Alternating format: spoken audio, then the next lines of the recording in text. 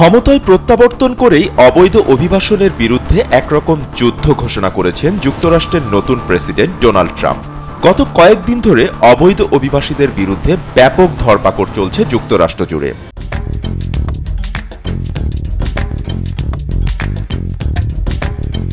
মার্কিন অভিবাসন ও শুল্ক প্রয়োগ বিভাগের নেতৃত্বে এ অভিযানে শুধু ২৬ জানুয়ারি গ্রেফতার করা হয়েছে অন্তত প্রায় হাজার খানিক মানুষকে।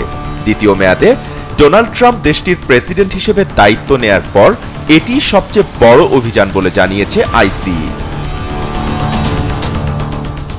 Chicago, New York, New Jersey ও মিয়ামি সহ বিভিন্ন শহরে পরিচালিত এ অভিযানে আইসিই এর পাশাপাশি অন্যান্য ফেডারেল সংস্থাগুলো অংশগ্রহণ করে।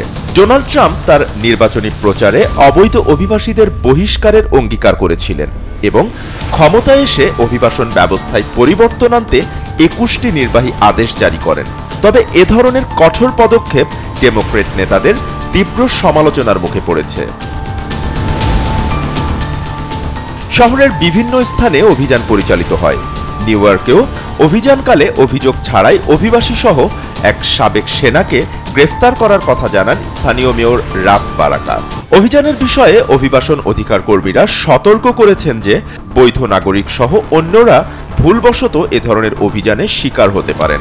অবৈধ অভিবাসীদের ধরতে শিকাগোয় এই বাড়তি অভিযান ছাড়াও Atlanta, Puerto Rico, Colorado, Los Angeles, Austin ও টেক্সাস শহরে অভিবাসন সংক্রান্ত কর্মকর্তাদের তৎপরতা রয়েছে।